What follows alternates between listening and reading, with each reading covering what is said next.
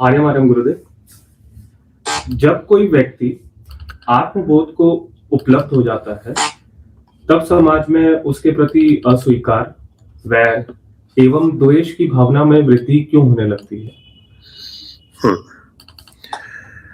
असल में होता ये है कि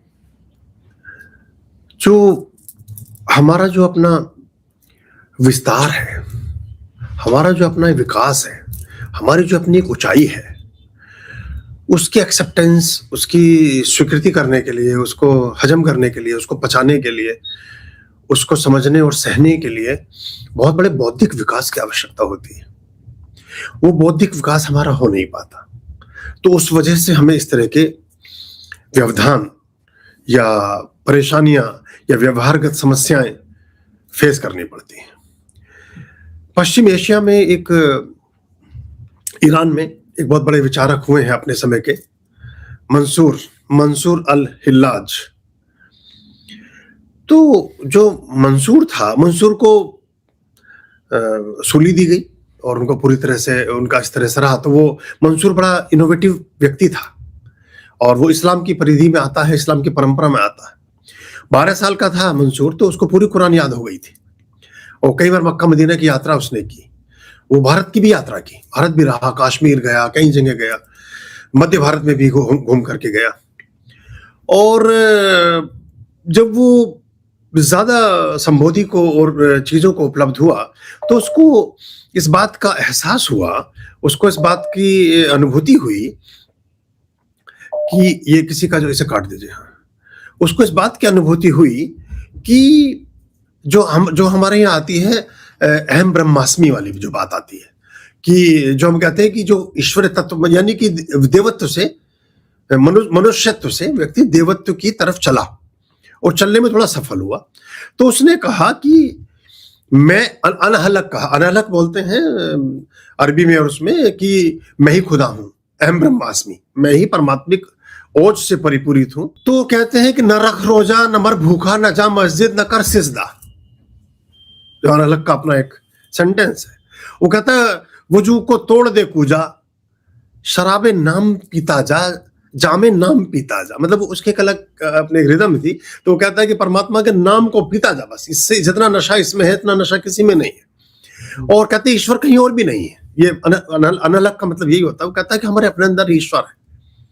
अगर हम इस तत्व का दर्शन कर लें, तो फिर अगर हम इस बात को समझ लेंगे, हमारे अंदर जो जहां से प्रवीण राठी ने आज संदेश शुरू किया था, जो मेरे ही संदेश की पुनरावृत्ति मेरे शिष्यों से आने लगी है, और ये प्रसन्नता की बात होती है कि वो बातें शिष्य भी अपनाने लगे जो गुरु बोलता है कि आपके भीतर विराजित परमात्मा को ऐसा करके उन्होंने लिखा था। तो वो अगर हम ये स्वीकार कर लें कि ईश बोध है हमारे अंदर, आत्मबोध है हमारे अंदर, आत्म तत्व है हमारे अंदर, आत्म तत्व यानी परमात्मिक तत्व, आत्मा परमात्मा का सूक्ष्म अंश। तो हम हम बीड़ी पी पाएंगे क्या? फिर हम शराब पी पाएंगे क्या? फिर हम कुछ भी ऐसा काम जो हमारे नुकसानदायक हो सकता है, क्या हम किसी जीव की हत्या करेंगे क्या अपना पेट की क्षुधा शांत करने के लिए? फिर नहीं करेंगे हम, क्योंकि इस तत्व अब परमात्मा तो बीड़ी नहीं पिएगा ना बैठकर, लाइक दैट। ये परमात्मा तो वो काम नहीं करेगा ना जो। और जब आपने इस तत्व का दर्शन कर लिया, तो आप एकदम बहुत एक्सट्रीम लेवल पे हो जाते हैं और परिपूर्ण शुद्धता को उपलब्ध होते हैं। तो वो कहता है, अनलक का जो दावा था मंसूर का, तो वो कहता है कि मैंने खुदा से बातचीत की और खुदा से पूछा कि तुम कहाँ है, तू है कहाँ? तो कहता है तू ही है, तू मैं हूं और मैं तू है। तो ये उसकी जो आपने बात की कि आत्मबोध होने के बाद ये समस्या क्यों आने लगती है, तो वो जो झलक जब ईश तत्व मिल जाता है। अब एक सादे पानी में स्नान करते हैं, तो साधारण पानी से सभी नहाते हैं, कोई फर्क महसूस नहीं होगा। लेकिन अगर उस पानी में आप एक रूह गुलाब की बूंद डाल दें, या उस बाल्टी में एक रूह चंदन की बूंद डाल दें, तो अब आपको लोग देखेंगे कि समथिंग स्पेशल, मतलब ये कुछ खुशबू सी कहां से आ रही है। और थोड़ी देर में उसे लगने लगेगा कि खुशबू तो इसी में से आ रही है। तो 2 कारण हैं, वो खुशबू से प्रभावित होगा, उस खुशबू को अपनाना चाहेगा, उस खुशबू को अलग कर देना चाहेगा, या खुशबू के बारे में आपको कुछ बुरी बात बताना शुरू कुछ करेगा वो।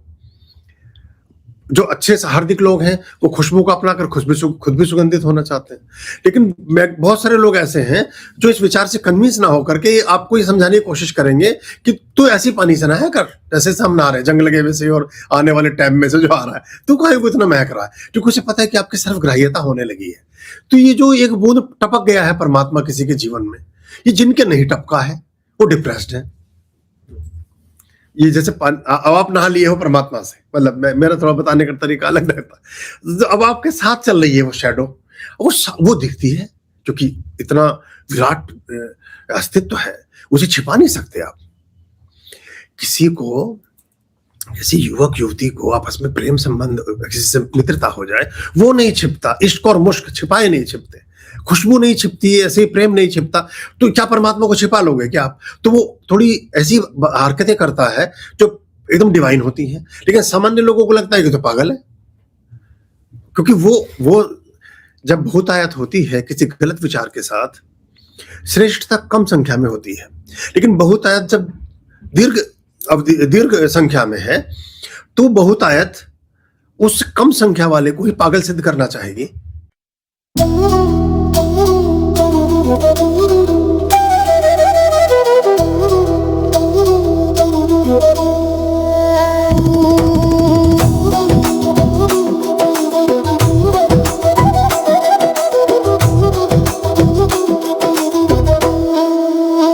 वो है समय से परे, हारे शीशों का दुख हरे, जो दे प्रेरणा शब्दों से पुष्प झड़े, जो हो जाए उनका संसार से तरे, भवसागर से तरे, संसार से तरे, भवसागर से तरे, संसार से तरे, भवसागर से तरे।